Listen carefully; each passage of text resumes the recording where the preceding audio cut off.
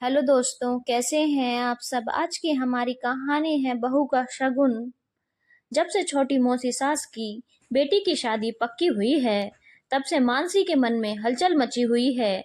अभी सोच समझकर उसने निर्णय लिया है और अब मन पक्का करके बैठी हुई है कि चाहे कुछ भी हो जाए, इस बार तो वो अपनी सास जानकी जी से बात करके ही रहेगी। उसने अपने पति समर से भी बात की, पर वो इस चीज के पक्ष में नहीं है, कारण कि जानकी जी तिल का ताड़ बना देंगी और घर की शांति भंग हो जाएगी, वो अलग। पर बड़ी मौसी सास के आने के बाद से ही मानसी के मन में हलचल मच चुकी है। जब भी घर में या रिश्तेदारी में कोई प्रोग्राम होना होता, तब या तो छोटी मौसी सास आती या फिर बड़ी मौसी सास, लेकिन जब भी दोनों में से कोई आती तो कोई नया रीति रिवाज निकाल कर चली जाती। और सबसे बड़ी बात है, रीति रिवाज कभी खुद के लिए या खुद की बहनों के लिए नहीं निकालती, रीति रिवाज निकालती है बहुओं के परिवार के लिए, या यूं कहें कि मानसी के परिवार के लिए। तो भी गलत नहीं होगा, क्योंकि दोनों मौसी सास के बेटे की तो अभी तक शादी नहीं हुई है। तीनों बहनों के परिवार में सिर्फ मानसी ही है जो जानकी जी की बहू बनकर आई है, और ऐसे रीति रिवाज निकालती है कि सुन सुनकर ही मानसी का दिमाग खराब हो जाता है। ससुराल की शादी का जो उत्साह रहता है, वो मन में पड़ा पड़ा ठंडा ही नहीं बल्कि बर्फ की तरह जम जाता है। अब मानसी बात करने को तैयार थी, बस इंतजार कर रही थी कि मौसी सास अपने घर जाए और वह सासू माँ से बात कर सके। सुबह की आई मौसी सास रात होने को आई, लेकिन अभी तक रवाना भी नहीं हुई। सुबह से लंच डिनर सब कुछ करवा दिया, अब तो रात के 10 बजने को आए। मानसी भी थक चुकी थी, उसे नींद आ रही थी, पर आज तो बात करना जरूरी ही था। आखिर कब तक अपने माता पिता को भी वो झुकाती रहेगी इन लोगों के सामने। मानसी की शादी के बाद घर में बड़े मामा जी की बेटी की शादी थी। ससुराल की पहली शादी। मानसी बहुत उत्साह में थी। मानसी के माता पिता को भी शादी में बुलाया गया था, सो वो भी नियत समय पर आ गए थे। पर ये क्या, दोनों मौसी सास और जानकी जी ने जाकर उनको घेर लिया। बड़ी मौसी ने भूमिका बनानी शुरू की। देखिए समझन जी, आपकी बेटी के ससुराल में शादी है, आपकी तरफ से तो कोई अच्छा सा ही शगुन बनता है ना। अचानक से आए हुए इस सवाल से मानसी की मम्मी भी सकपका गई। उन्होंने कहा, जी समधन जी, हम लोग हमारी तरफ से पूरे 1100 रुपए लिफाफे में दे रहे हैं। बस 1100 रुपए? सुनते ही जानकी जी ने बीच में कहा, अरे क्या इज्जत रह जाएगी मेरी, मेरे भाइयों के बीच में आप इतना सा ही दे रही हैं। लड़की का विवाह है तो कम से कम 2100 रुपए तो दीजिए, और नहीं तो क्या समधन जी, आखिरकार हमारी बहन की भी तो इज्जत है। और सिर्फ शगुन का लिफाफा ही डालेंगी क्या? अरे लोग तो बेटियों को देने को तरसते हैं, और आप है कि बेटी की ही ननद को देने में कंजूसी कर रही हैं। कम से कम एक ढंग की साड़ी और सुहाग का सामान तो लेकर ही आती उसके लिए। बड़ी मौसी सास ने कहा तो छोटी मौसी भी कहाँ पीछे रहने वाली थी। अब समधन जी कहाँ से सामान लेकर आएंगी? आप तो एक काम कीजिए समधन जी, 5100 रुपए का लिफाफा दे दीजिए, आपका भी काम हो जाएगा और दीदी का भी मान सम्मान रह जाएगा। आखिरकार मानसी की मम्मी कुछ कह नहीं पाई। एक बार मानसी की तरफ देखा, बेटी का नया ससुराल था, इसीलिए ज्यादा कुछ कह नहीं पाई और चुपचाप लिफाफे में 5100 रुपए रख दिए।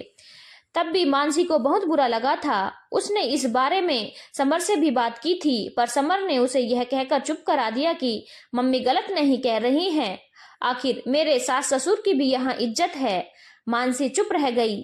पिछली बार छोटे मामा जी के बेटे की शादी में तो तिल का ताड़ बन गया था। जब शादी में पापा की तबीयत खराब होने के कारण मम्मी भी नहीं आ पाई थी। भाई अभी छोटा था, इसीलिए उसे नहीं भेजा। मम्मी के कहने पर मानसी ने अपनी तरफ से 1100 रुपए का लिफाफा दे दिया था। बस इसी बात को जानकी जी ने पकड़ लिया। ऐसी भी कौन सी ज्यादा तबीयत खराब हो गई थी तुम्हारे पापा की? थोड़ी देर के लिए ही आ जाते तो हमारा भी सम्मान रह जाता। ऊपर से बेटी को कह दिया लिफाफा डालने के लिए, और बेटी भी इतनी कंजूस कि 1100 रुपए डालकर आ गई। तब भी मानसी कहना चाहती थी, पर उसे समर ने इशारे से चुप करा दिया था। अभी मानसी ख्यालों में खोई हुई ही थी कि इतने में जानकी जी ने मानसी को आवाज लगाई, अरे मानसी बहू, जरा कमरे में तो आना, मौसी जी तुमसे कोई जरूरी बात करना चाहती है।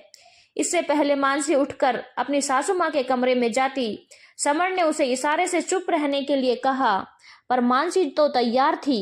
खैर मानसी उठकर जानकी जी के कमरे में गई तो बड़ी मौसी जी जानकी जी के साथ बैठी हुई थी। मानसी को देखते ही मौसी जी बोली, आ मानसी मेरे पास बैठ। मुझे तो पता है छोटी मौसी की बेटी की शादी तय हो गई है। अब हम तो बड़ी बहन ठहरी तो जाहिर सी बात है कि हमारी तरफ से भी उन लोगों के लिए कपड़े जाएंगे।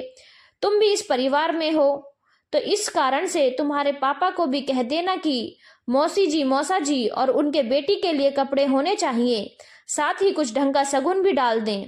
उनकी बात सुनते ही मानसी ने कहा, पर मौसी जी मेरे मम्मी पापा क्यों देंगे, ये तो उनका निर्णय है और उनकी तरफ से भला मौसी जी मौसा जी के कपड़े क्यों लगेंगे।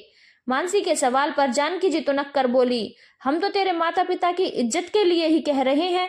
बेटी के ससुराल में जितना दो उतना ही मान बढ़ता है, वरना हमें क्या शौक चढ़ा है कि उनका मान बढ़ाएं।